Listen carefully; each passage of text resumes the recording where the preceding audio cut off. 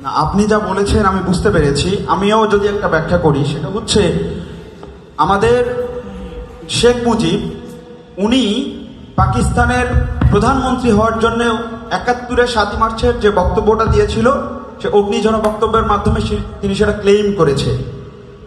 আমরা এটা এখনো বিশ্বাস করি। ওনার যে লোভাতুর দৃষ্টিভঙ্গি ছিল, সেই দৃষ্টিভঙ্গি থেকে উনি লক্ষাধিক মানুষের সামনে থেকে সেই বয়ান দিয়েছিল।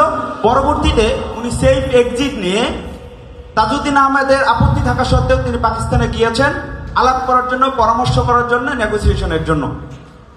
আমাদের যে প্রশ্ন সেটা হচ্ছে, যদিও এখানে বিতর্ক আছে, তারপরও আপনি বিভিন্ন প্রেক্ষাপট থেকে বিএনপির কথা বললেন, আওয়ামী লীগের কথা বললেন, ভারতের কথা বললেন, পাকিস্তানের কথা বললেন, কিন্তু জামাতের কথাটা আপনি যেহেতু সবার কথাটা স্পেসিফিকলি বললেন, জামাতের কথা তো বলছেন না কেন? জামাতের কথা বললাম তো ভাই, আমি তো বললাম যে মুসলিম লীগ, নিজাম ইসলামী পার্টি, জামাত ইসলামী সবার স্ট্যান্ড একই ছিল, সেম ছিল।